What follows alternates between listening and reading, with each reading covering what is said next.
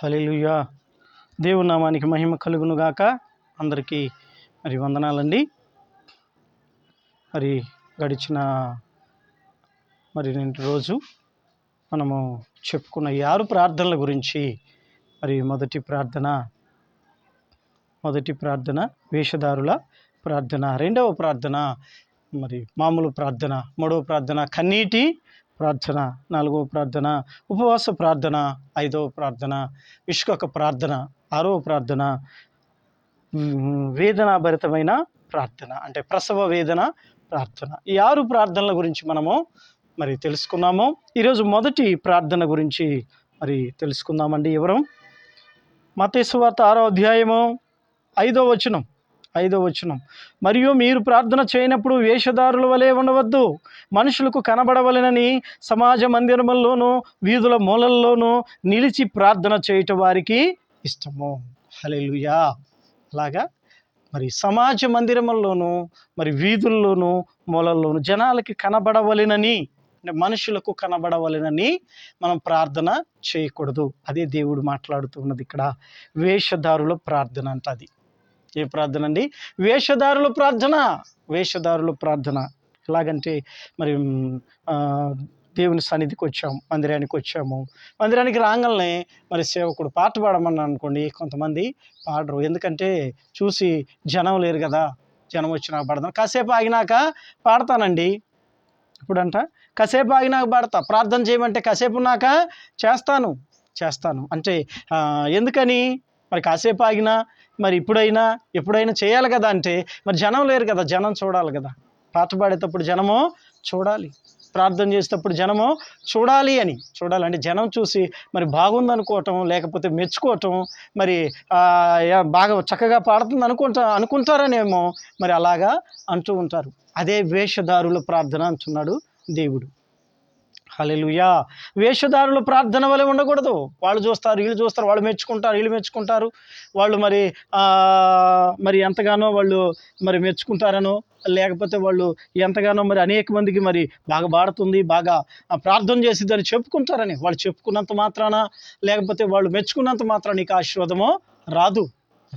ఎందుకంటే దేవుడు చెప్తూ ఉన్నాడు, కుడి చేత్తో చేసేది ఎడమ చేయికి తెలియకూడదు. హల్లెలూయా.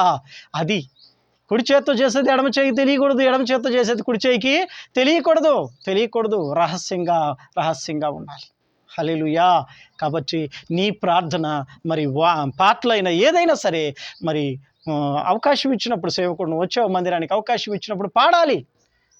ప్రార్థన చేయమంటే చేయాలి, జనం ఉన్నా లేకపోయినా. ఎందుకంటే దేవుడు చూస్తున్నాడు, దేవుడు నీకు ప్రతిఫలం ఇచ్చేది, దేవుడు నిన్ను ఆశీర్వదించేది, దేవుడు నిన్ను దీవించేది. అంతేకాని మనుషులు కాదు.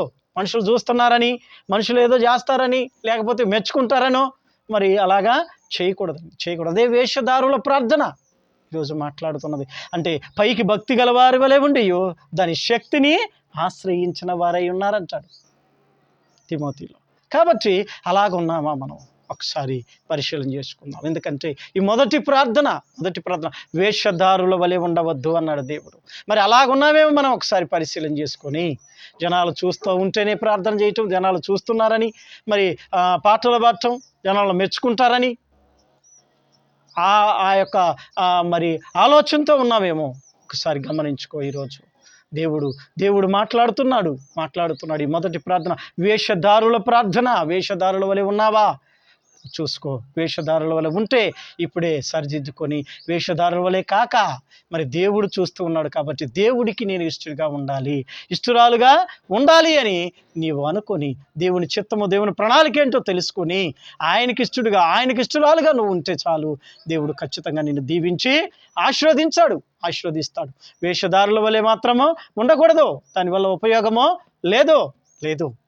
దేవుడు చూస్తున్నాడు, ఖచ్చితంగా నన్ను ఆశీర్వదిస్తాడు, దీవిస్తాడు, నా ప్రార్థన ఆలకించి అంగీకరిస్తాడు అని నీవు ఖచ్చితంగా సేవకుడు పాట పాడమన్నా, ప్రార్థన చేయమన్నా నువ్వు చేస్తూ ముందుకు కొనసాగితే ఖచ్చితంగా దేవుడు దీవిస్తాడు, దేవుడిస్తాడు నీకు ప్రతిఫలం. అంతేకాని మనుషులు ఎవరండి మెచ్చుకున్నంత మాత్రాన, చక్కగా పాడుతుందని పొగిడినంత మాత్రాన నీకు ఏమీ ప్రతిఫలమో ఉండదు, నీకేమీ ఆశీర్వాదమో రాదు. అలా వేషధారుల వలె ఉన్నావేమో పరీక్షించుకొని, వేషధారుల వలె కాక మరి ఎలా అంటే దేవునికి విష్టుడుగా పైకి భక్తి గలవారి వలె కాక పైకి అది నిజంగా భక్తి గలవారి వలె ఉండాలని దేవుడు మరి యేషధారుల ప్రార్థన గురించి తెలియపరుస్తున్నాడు. అలా ఉంటూ సరి చేసుకొని మరి నీతిగా, పరిశుద్ధంగా, పవిత్రంగా ఉంటూ దేవునికి ఇష్టడుగా, దేవుడు నచ్చే ఈ యొక్క స్థితిలో, లేకపోతే దేవుడు మెచ్చుకునే యొక్క మరి స్థితిలో ఆ యొక్క జీవితాన్ని మరి దేవుడు మెచ్చుకునే ఆలోచనలతోటి, దేవుడు మెచ్చుకునే యొక్క మరి స్థితిగతులతోటి మనం ఉంటున్నాం అనేది పరీక్షించుకొని ముందుకు కొనసాగితే దేవుడు నిన్ను దీవించి ఆశీర్వదిస్తాడు. హల్లెలూయా. ఈ మొదటి ప్రార్థన వేషధారుల ప్రార్థన. వేషధారుల వలె ఉండక మరి నీతిగా, పరిశుద్ధంగా, పవిత్రంగా ఉండాలని దేవుడు ఈ ప్రార్థన గురించి తెలియపరుస్తున్నాడు. హల్లెలూయా. దేవుడు ఈ యొక్క విన్న బిడ్డ హృదయాలలో మరి ఖచ్చితంగా నీరు కట్టి ఫలింపచేసి మరి నీతిగా, పరిశుద్ధంగా, పవిత్రంగా ఉండేటట్లుగా, నీతి కలిగి, పరిశుద్ధత కలిగి, పవిత్రత కలిగి ఉండేటట్లుగా మరి దేవుడు సిద్ధపరచునుగాక. ఆమేన్.